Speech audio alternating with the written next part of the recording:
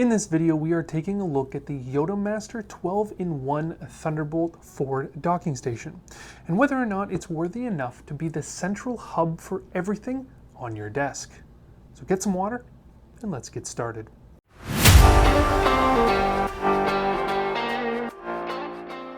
In the box includes the docking station itself, a rather large 130-watt external power supply, a USB-C to USB-C Thunderbolt 4 cable, as well as documentation and warranty info on the docking station itself. Having the external power supply means that you can mount it under the desk, like I have. Under my desk, I have the Signum from IKEA. That houses all of my power cables as well as power bricks and so on. So with the power brick, I have used 2 Velcro ties and tied it to the Signum to keep everything neat and tidy. Starting at the front of the device, we have a 2-in-1 3.5mm port, a USB-C 3.2 port, a USB-A 3.2 port, which are both capable of 10 gigabytes per second. Beside those, we have 2 Thunderbolt 4 ports. This one is the downstream port, which provides 15 watts of power delivery and capable of daisy chaining up to 6 devices.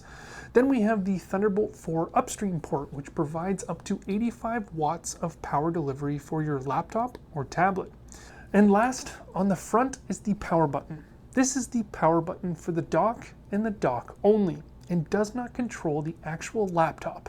On the back of the docking station, we have the DC connection port from the power supply, a display port 1.4, as well as an HDMI 2.0 port.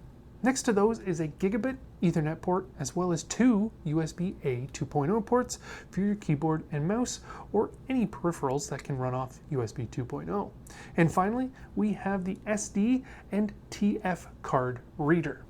Now, Yottamaster does advertise this as a 40 gigabytes per second docking station, but the more devices that are plugged into this, the more throughput that is taken by those devices. But that by no means slows this down. Transfer speeds were fantastic while using this.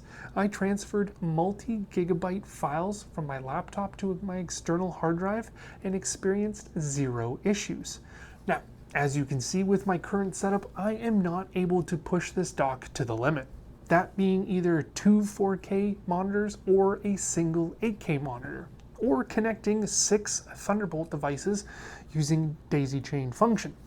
I only have a single 4K monitor, which is pretty common in most setups, and everything I threw at this dock, it handled perfectly. The design of the actual dock is nice. I like the metal look with the heat outlets on the corners of the device. I think it looks sleek and modern and can fit in almost any desk setup. The bottom of the device also features 4 rubber feet to keep the device from sliding around. But I do wish that the power supply was internal on this, as it would add a little more weight to the unit. When I was setting this up, the dock was pulled off my desk a few times due to the weight of the monitor cables. Now, this is most likely because I like to have the dock pushed to the very edge of my desk to give me the most space for my keyboard and mouse. So pulling the dock forward just a little alleviated the weight from the cables and kept the dock from falling off. But I definitely prefer this kind of layout over a vertical setup for a docking station. A couple of things I did not like. First was having the SD card reader on the back of the device. This made it more difficult to insert SD cards, as I could not see where the port was. Having this port on the front would make it much easier to insert and remove cards from the dock. So instead, I just resorted to using the SD card reader on my laptop. Second is the lack of an USB 3.2 port on the back of the docking station. I have a multi-use desk, which means I use the same peripherals for both my Mac and my PC.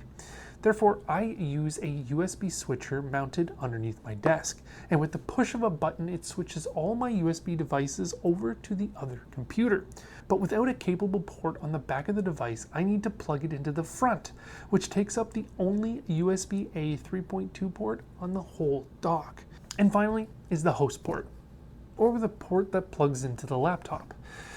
In the type of setup that I use, I prefer having the port on the back of the device, as it keeps everything much cleaner, and I do not have any extra cables just hanging on my desk.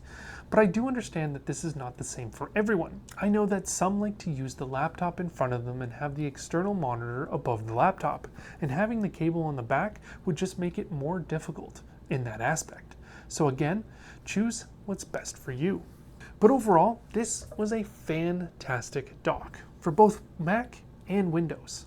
Great design, solid connections, and kept up with my everyday use and everything I threw at it.